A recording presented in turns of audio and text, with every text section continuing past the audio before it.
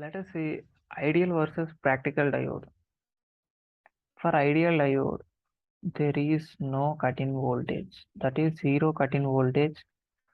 So, for ideal diode, there is no potential barrier.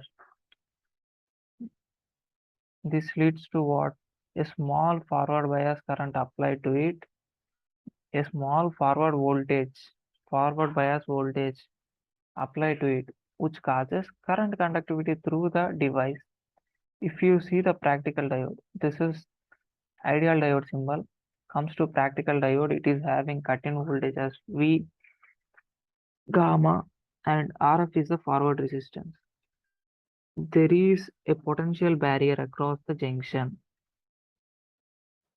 with a voltage as V gamma,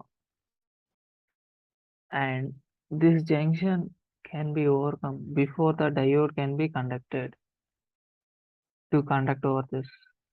The cut-in voltage or threshold voltage is the cut-in voltage or threshold voltage for silicon.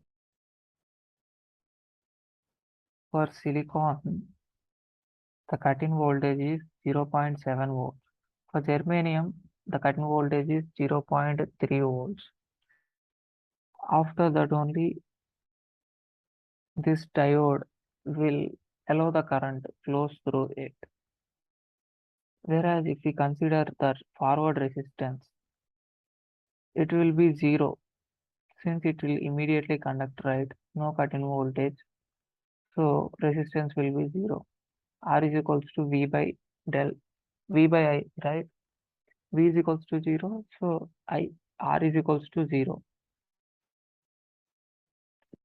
Coming to practical situation scenario, we have some forward resistance that is few tens of ohms.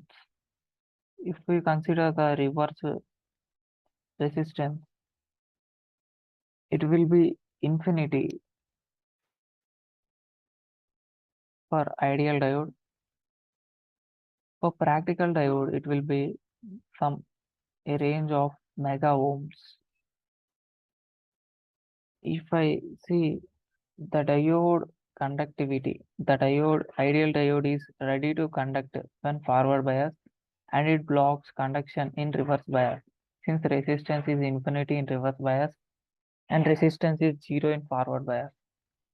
If we comes to ideal practical situation, the forward biased condition and the biased voltage is more than the cut-in voltage, that is V gamma, then only the diode will conduct in forward bias.